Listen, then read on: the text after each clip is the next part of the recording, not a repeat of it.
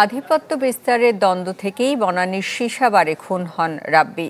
CCTV ফুটেজে শনাক্ত হয় আসামিরা। পরে কুমিল্লা থেকে হত্যাকাণ্ডে জড়িত দুজনকে গ্রেফতার করে র্যাব।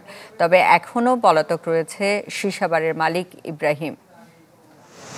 হিরন আরও মিনারেল ওয়াটার মাত্র 50 পয়সায় প্রতি লিটার। ঢাকার বনানীর 11 নম্বর সড়কে 360 সীসা লাউঞ্জ। এখানে বৃহস্পতিবার রাতে যায় রাব্বি ও তার বন্ধুরা। আসেন হামজা ও মুন্না সহ কয়েকজন। কে কোথায় বসবে এ নিয়ে তাদের মধ্যে শুরু হয় বিবাদ, যা গড়ায় মারামারিতে। সিসিটিভি ফুটেজে দেখা যায় হামজা ও মুন্না উপর্যু পড়িয়ে ছুরিকাঘাত করে রাব্বিকে। গুরুতর আহত অবস্থায় তাকে হাসপাতালে নিলে মৃত ঘোষণা করে চিকিৎসক। এ ঘটনায় বনানী থানায় মামলা করেন ভুক্তভোগীর পরিবার। শনাক্ত করা হয় হত্যাকারীদের। শুক্রবার হামলাকারী হামজা ও মুন্নাকে কুমিল্লা থেকে গ্রেপ্তার করে র্যাব।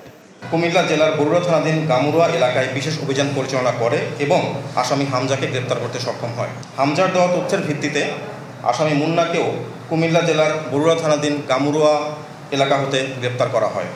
তবে র্যাব জানায় হত্যাকাণ্ডের নেপথ্যে রয়েছে আধিপত্য বিস্তারের ঘটনাও। এখনও পলাতক আছে সীসাবারের মালিক ইব্রাহিম। তাকেও ধরতে চলছে অভিযান। আধিপত্য বিস্তার হচ্ছে যে সীসা লাউঞ্জের ভিতরে কে কোথায় বসবে, ওখানে কিছু সিটের একটা প্রায়োরিটি থাকে। এইসব বিষয় নিয়ে হচ্ছে তাদের সাথে একটা দ্বন্দ্ব ছিল। যেটা আমরা জানতে পেরেছি যে রাহাতের সাথে মুন্না এবং হামজার গত 2 মাস আগে পরিচয় হয় এবং মুন্না এবং হামজা হচ্ছে বেসিক্যালি একটু বখাটের ধরনের।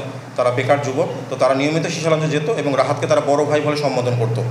এছাড়া রাজধানীর অবৈধ সীসাবার বন্ধে কাজ করছেন বলেও জানান র্যাবের এই কর্মকর্তা। আমাদের একটা প্রশ্ন, এটা নিয়ে র্যাব কাজ করছে। যে সুলতান মাহমুদ আরিফ, চ্যানেল 24, ঢাকা।